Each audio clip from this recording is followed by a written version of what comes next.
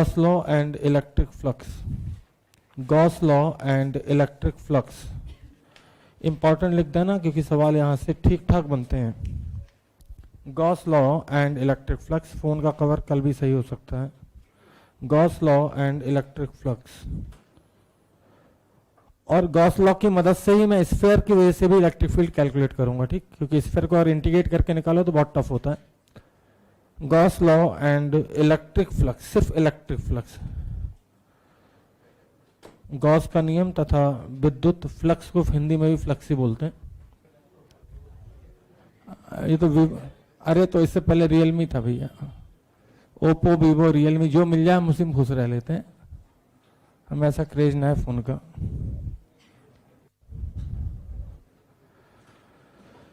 तो Gauss law and electric flux, ठीक, ध्यान से समझिएगा। गॉस ने बिना इंटीग्रेट किए कुछ बॉडीज के इलेक्ट्रिक फील्ड निकाली थी, लेकिन वो बॉडीज सिर्फ वही थी जिन पे गॉस लॉ अप्लाई हो पाया था। सारी बॉडीज पे डेफिनेटली गॉस लॉ अप्लाई नहीं हो सकता, ना ही सारी बॉडीज के गॉस इलेक्ट्रिक फील्ड निकाल पाए थे, केवल कुछ स्पेसिफिक बॉडी के ही इलेक्ट्रिक फील्ड निकाल पाए थे। नहीं तो हम इंटीग्रेट नहीं करते, सबसे पहले गॉस लॉ पढ़ाते और उसी की मदद से सारे इलेक्ट्रिक फील्ड कैलकुलेट कर देते, ठीक। तो यहाँ पे हेडिंग है electric flux and Gauss law.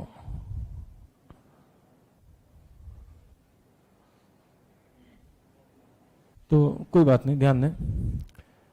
Electric flux क्या है, तो जैसे मैग्नेटिक फ्लक्स समझाया था वैसे इलेक्ट्रिक फ्लक्स है। किसी पर्टिकुलर एरिया से जितनी इलेक्ट्रिक नंबर ऑफ लाइंस निकले that is called electric flux, ठीक, या जितना इलेक्ट्रिक फील्ड निकले that is called electric flux, ठीक। स्केलर क्वांटिटी है तो लिखना शुरू कर दीजिए फटाक से। Total number of electric lines of forces, total number of electric lines of forces, total number of electric lines of forces, Hindi में बोलते हैं विद्युत बल रेखाएं। total number of electric lines of forces crossing through a given surface area, crossing through a given surface area is called electric flux. total number of electric lines of forces crossing या passing through a given surface area is called electric flux. देखा, किसी particular area से जितनी number of electric lines pass हो रही हैं उन्हें हम इलेक्ट्रिक फ्लक्स बोलते थे। सेम डेफिनेशन थी मैग्नेटिक फ्लक्स की, कि किसी पर्टिकुलर एरिया से जितनी number of magnetic lines of forces pass करें that is called magnetic flux, ठीक। It is a scalar quantity, it is a scalar quantity, it is a scalar quantity. तो electric flux का formula होता है B dot D S, लेकिन integration लगा देते हैं इसे B डॉट डी एस। देसी लोग इसको कुछ ऐसे भी पढ़ सकते हैं, फाई बराबर B, okay okay okay okay okay, कोई अंतर नहीं दोनों में। E डॉट एस, या कुछ घटिया लोग इसे ई एस कॉस थीटा भी पढ़ते हैं। यहाँ पे एरिया को ए नहीं लिया, एस लिया है।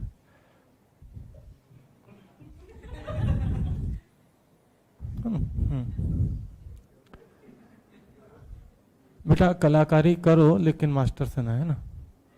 मान लो ये एरिया है,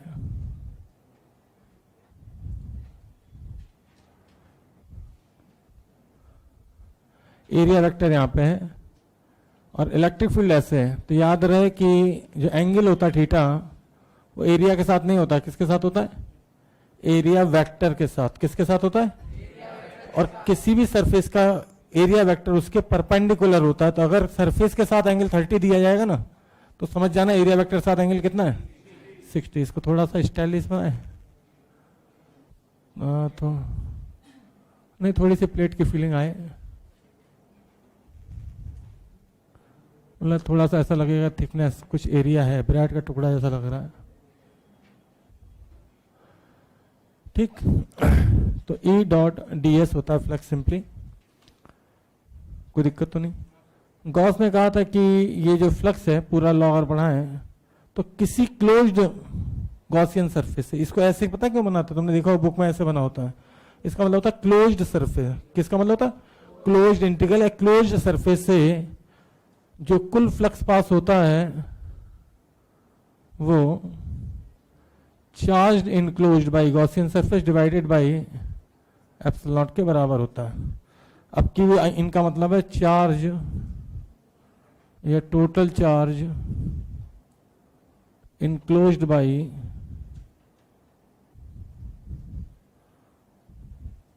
closed Gaussian surface. Gaussian surface closed ही क्यों चाहिए ये थोड़ी देर में बताऊंगा।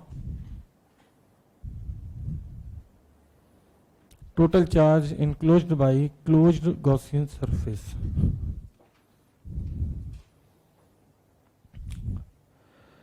इलेक्ट्रिक फ्लक्स की यूनिट,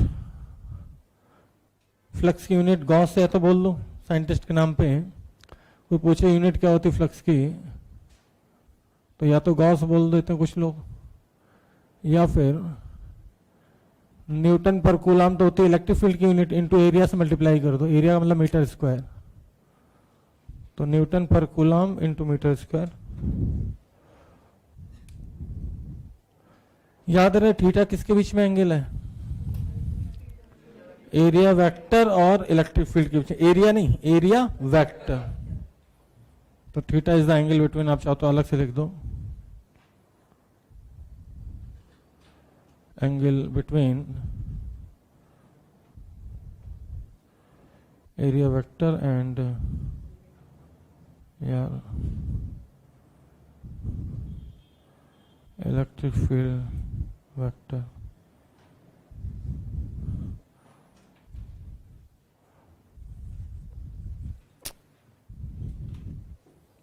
आगे चलें, सवाल लिखें,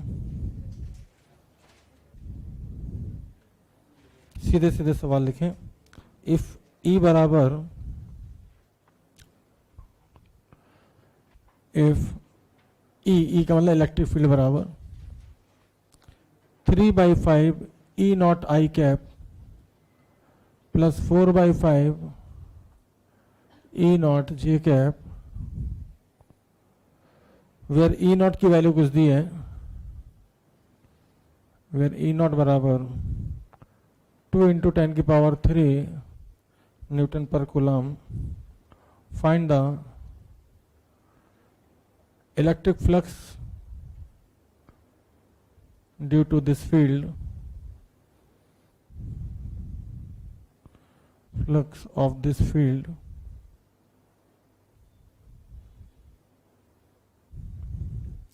through a rectangular surface, through a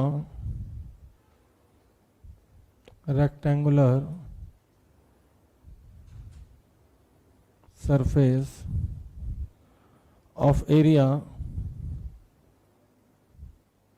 0.2 meter square parallel to yz plane,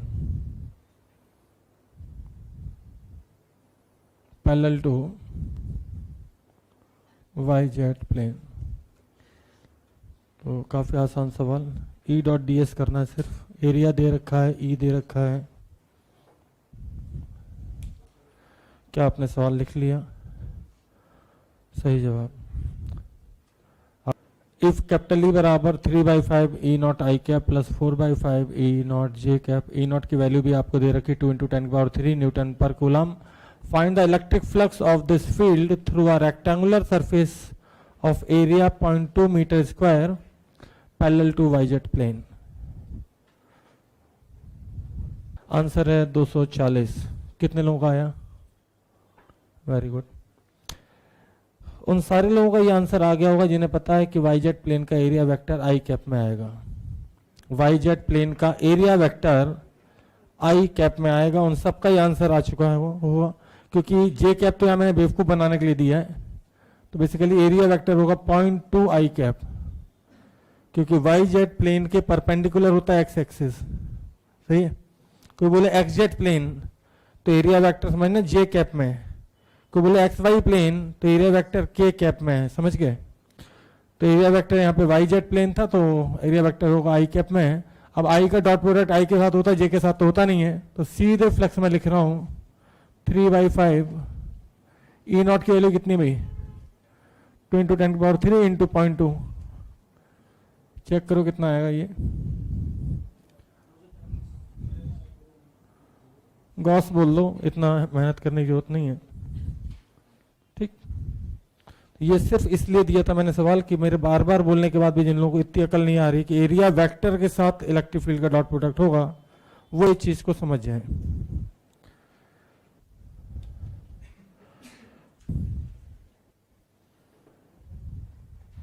एक चार्ज क्यू है यहाँ पे, क्यू, इससे वैसे तो मैं इतनी लाइंस नहीं बना पाऊंगा यहाँ पे,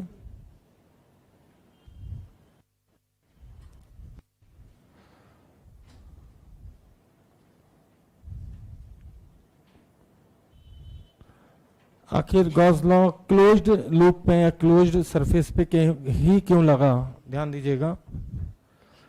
हमेशा गॉस ने ये क्लोज्ड इंटीग्रल ही क्यों बनाया, इस पूरे चार्ज की वजह से रोहित इंडोलिया, आई के आगे एच लगा देंगे तो हिंडोलिया बन जाओगे, ठीक, हिलते रहोगे फिर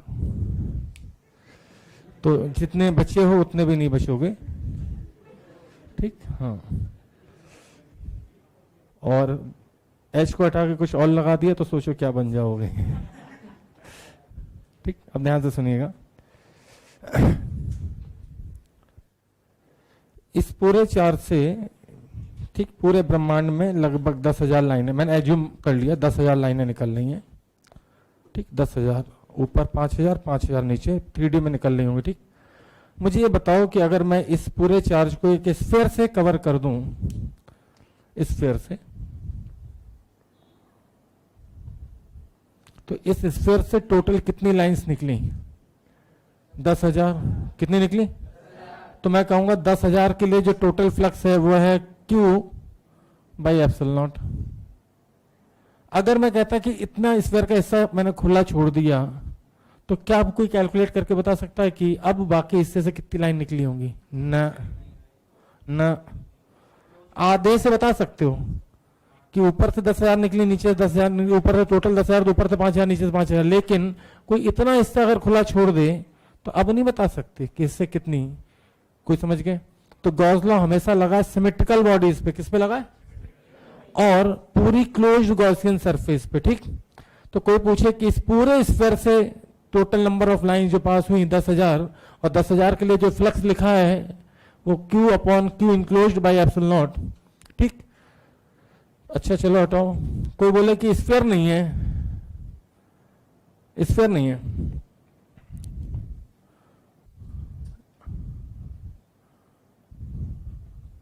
प्लीज ध्यान दीजिएगा, बातें नहीं। आखिर गॉस ने कोई ऐसी शेप का, और बोलो अब इससे भी कितनी नंबर ऑफ इलेक्ट्रिक लाइंस निकलेंगी टोटल, 10,000 ही निकलेंगी। तो 10,000 के लिए कितना फ्लक्स पास हो रहा था Q/ε0, तो यहाँ पे भी 10,000 निकल रही है, तो यहाँ पे भी टोटल फ्लक्स कितना, तो इसलिए गॉस ने कहा कि टोटल फ्लक्स गॉसियन सरफेस के नेचर पे डिपेंड नहीं करता कि कैसा नेचर है, स्फीयर है कि सिलेंडर है। किसी ने कहा हटाओ क्यों, यहाँ पे और इसको हमने कवर कर दिया एक सिलेंडर से, ऊपर नीचे मिलाकर सब सिलेंडर से, और चार्ज भी मैंने जरूरी नहीं है कि हमेशा सेंटर पे रखूं, थोड़ा नीचे रख दिया इस बार। बोलो अब भी पूरे स्फीयर से कितनी लाइंस निकलनी होंगी, स्फीयर नहीं सॉरी सिलेंडर से कितनी लाइंस निकलनी होंगी, 10,000 पहले थी, 10,000 अभी भी, तो अब बताओ यहाँ से भी कितना फ्लक्स पास हो रहा है, क्यों भाई।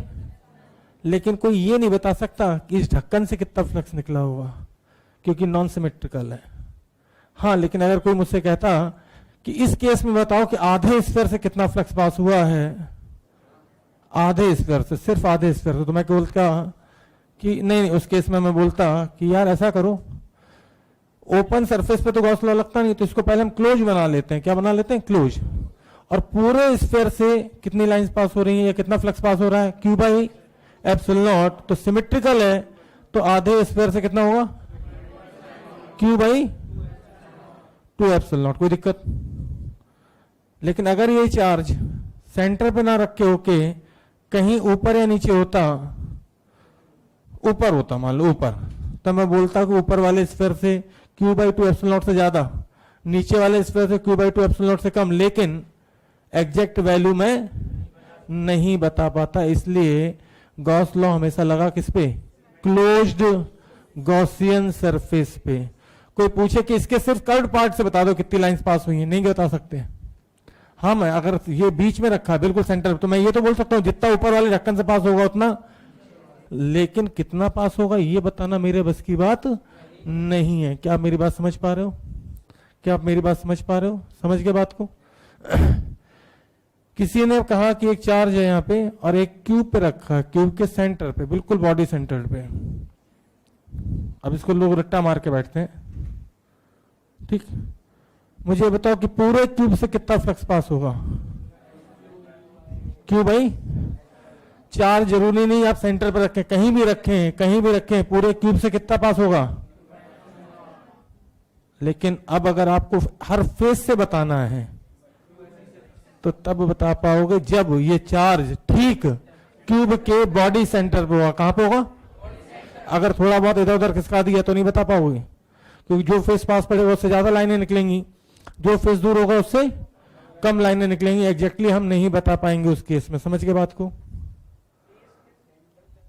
अभी आएगा आएगा आएगा आएगा, आएगा। ठीक, तो ये है, ये क्या भैया? Body centre. बॉडी सेंटर समझ गए? मतलब कि ठीक बॉडी के सेंटर पे, ठीक। तो इस केस में हम क्यों बता पा रहे हैं कि हर फेस से? क्योंकि सिमेट्री है। अगर सिमेट्री नहीं होती तो फिर उस केस में हम या तो कोशिश करते सिमेट्री बन जाए जैसे यहां पे है, ओ प्रभु जग जाओ, नहीं तो हम सवाल खत्म करके चल देंगे, तब तुम जगोगे। फिर ऐसे सर एक बार फिर वो जग रहे हो तुम,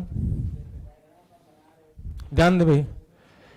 इसका मतलब है टोटल फ्लक्स, मैं स्ट्रेट फॉरवर्ड स्टेटमेंट दे रहा हूं, total flux through a closed Gaussian surface, Gaussian surface के नेचर पे डिपेंड नहीं करती, चाहे ऐसा नेचर हो, चाहे स्फीयर हो, चाहे सिलेंडर हो, चाहे ऐसा हो, चाहे क्यूब हो, क्योंकि टोटल लाइंस तो इतनी पास करेंगे यार, पूरा बंद है तो। भाई इस कमरे में 100 बच्चे हैं, ठीक। इस कमरे में चाहे एक गेट खोल लो या 100 गेट खोल लो, टोटल बच्चे कितने निकलेंगे बाहर? 100 ही निकलेंगे ना, सही है। लेकिन अगर गेट सिमेट्रिकल है, एक गेट इधर, एक गेट इक्वल डिस्टेंस पे इधर, एक इधर, तो मैं बोलूंगा हर गेट से इक्वल इक्वल बच्चे निकलने की पॉसिबिलिटी है। लेकिन इधर गेट वाला, इधर वाला गेट पास में, उधर वाला गेट वो 2 बिल्डिंग बाद है, तो फिर डेफिनेटली बोलूंगा इधर से ज्यादा निकलेंगे और उधर से भी निकले होंगे लेकिन कम निकले होंगे। क्या मेरी बात समझ पा रहे हैं? सही है। प्लीज ध्यान दें, सामने देखें। कोशिश हमारी क्या रहेगी कि हम सिमेट्री ढूंढें।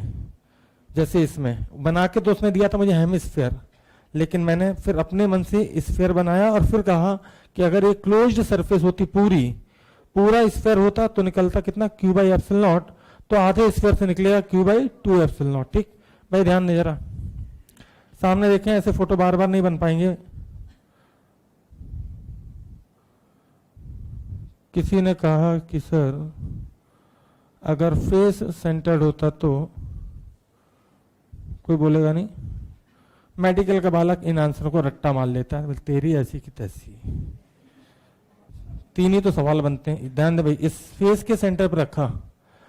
अब मेरे लिए ये बताना मुश्किल है, मैं डेफिनेटली ये बता सकता हूं कि जितना ऊपर से निकलेगा सिमेट्री से उतना नीचे से निकलेगा, लेकिन मुझे ये नहीं पता चला कि जितना इधर से निकलेगा, ये वाला गेट बहुत पास में, उतना इधर से निकलेगा। तो ऐसे में क्या करूं?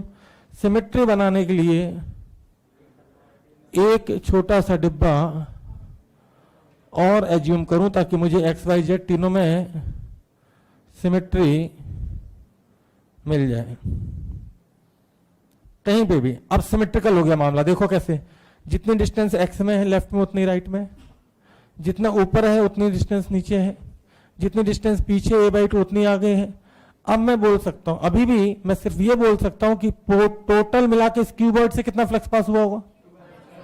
पूरे बड़े क्यूबॉइड से क्यू बाई एप्सिलॉन नॉट, तो एक आधे क्यूब से कितना, लेकिन मैं अभी भी मजबूर हूं ये बिना बता पाने के लिए कि ऊपर वाले फेस से कितना, और अभी नहीं बता पा रहा मैं एग्जैक्टली क्योंकि मुझे यहां तो दिख रही सिमेट्री ऐसे से, लेकिन ये वाला फेस मुझे बहुत बड़ा दिख रहा है ऊपर और ये छोटा दिख रहा है ना। तो पूरे क्यूब से तो मैं बता दूंगा, लेकिन यहाँ पे चूंकि मैं फिर से सिमेट्री नहीं ढूंढ पा रहा हूँ ऐसे, क्योंकि ये लंबी दिख रही है और ये आप देख रहे हो छोटा है, ठीक, क्योंकि इसकी लेंथ होगी 2a और ये a है, तो मैं ये नहीं बता पाऊंगा कि हर फेस से कितना गुजरेगा। ठीक, कहने का मतलब जहां सिमेट्री आएगी वहां तो मैं बता पाऊंगा, जहां सिमेट्री नहीं होगी वहां पे मैं नहीं बता पाऊंगा, कोई दिक्कत। तो हमारी पहली कोशिश होती है सिमेट्री ढूंढने की। जैसे ध्यान देना भाई, अगर क्लोज्ड सरफेस है तब तो आंख बंद करके, कैसी भी सरफेस हो, चाहे सिलेंडर हो, चाहे स्फेयर हो, चाहे क्यूब हो, चाहे क्यूबॉइड हो, ठीक, चाहे कोई आड़ी तिरछी शेप हो, ठीक, अगर क्लोज्ड है तो ये बात पक्की है कि चार्ज से अगर 10,000 लाइनें निकल रही होंगी तो इस चार्ज को मैं कहीं भी शिफ्ट कर दूं, टोटल इस शेप के अंदर से कितनी लाइनें निकलेंगी, 10,000। अगर इसको ओपन कर दूं तो भैया बता पाओगे आप कितनी निकलेंगी, जो बचा नहीं बता सकते, क्लोज्ड नहीं है इसलिए। ठीक, क्या गॉस लॉ या गॉसियन सरफेस से पास होने वाला फ्लक्स शेप पे डिपेंड करता है? नहीं। क्या चार्ज की लोकेशन पे डिपेंड करता है? नहीं। केवल किस पे डिपेंड करता है, जल्दी बोलो, किस पे डिपेंड करता है? चार्ज इनक्लोज्ड पे। ठीक, कहने का मतलब ध्यान दीजिएगा, इस पे सीधे सीधे स्ट्रेट फॉरवर्ड सवाल आया है, ध्यान देना। एक गॉसियन सरफेस ये बनाई मैंने, ध्यान दो, इस पे अंदर रखा Q1, Q2, Q3 और बाहर रखा इधर Q4 और इधर Q5। मुझे ये बताओ कि जो फ्लक्स होगा केवल किस पे डिपेंड करेगा? Q1, Q2 और Q3 पे, सही है। जबकि किसी एक पॉइंट पे जो इलेक्ट्रिक फील्ड है वो सारे चार्जेस पे डिपेंड करता है। कहने का मतलब जो वेक्टरली हमने इलेक्ट्रिक फील्ड को निकालेंगे तो इसकी वजह से भी आएगा, इसकी वजह से भी आएगा, इसकी वजह से भी आएगा, इसकी वजह से भी आएगा। और अच्छा बता सकते हो Q4 की वजह से फ्लक्स क्यों नहीं डिपेंड किया? क्योंकि जितना फ्लक्स एंटर करेगा ना उतना ही निकल जाएगा, जितना फ्लक्स एंटर किया उतनी गॉसियन सरफेस से निकल गया, लेकिन इसकी वजह से बाहर जाएगा, देख सकते हो, देखा। तो किसी गॉसियन सरफेस से पास होने वाला कुल फ्लक्स केवल किस पे डिपेंड करता है? चार्ज इनक्लोज्ड पे। आईआईटी में सीधा एडवांस पे पूछा गया था, जबकि किसी पॉइंट पे इलेक्ट्रिक फील्ड अंदर और बाहर दोनों चार्जेस पे डिपेंड करता है। लोगों को मिसकंसेप्शन कहां से होता है? यहां से। वो देखते हैं E.ds तो बोले इलेक्ट्रिक फील्ड वो तो चार्ज इनक्लोज्ड पे डिपेंड कर रहा है, नहीं, सही है। तो कुछ स्टेटमेंट मुझे लिखाने हैं, शुरू करूं?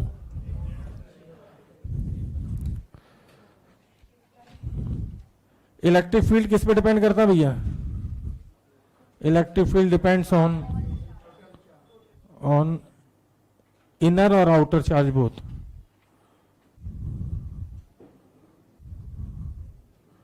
मतलब शॉर्ट में लिखाना हो तो लिख लीजिए, टोटल फ्लक्स पासिंग। अभी कुछ लोग फोटो बना रहे हैं बेचारे, बोलूं क्या? 4 लाइनें लिखने, पहले लिख लो, बाद में फोटो बनाते रहना, ठीक। Total flux passing through any closed Gaussian surface, total flux passing through any closed को अंडरलाइन कर दीजिएगा, एनी क्लोज्ड गॉसियन सरफेस लिखा, डज नॉट डिपेंड्स ऑन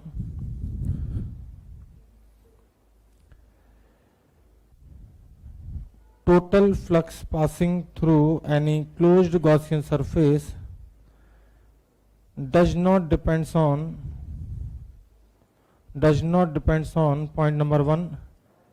किस पे डिपेंड नहीं करता? तो point number 1, position of charge inside Gaussian surface. Point number 1, position of charge inside Gaussian surface. Point number 2, shape of Gaussian surface.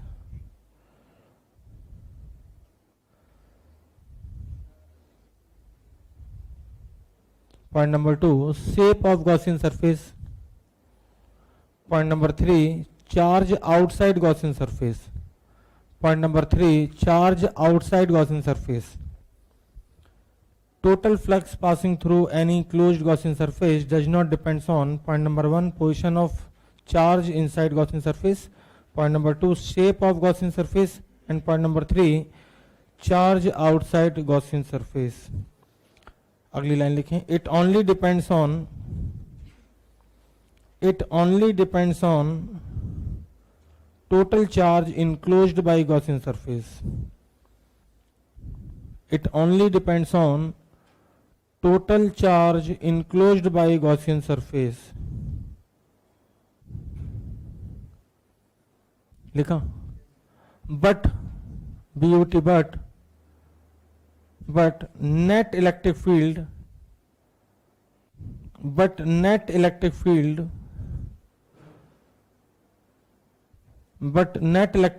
at any point P on Gaussian surface,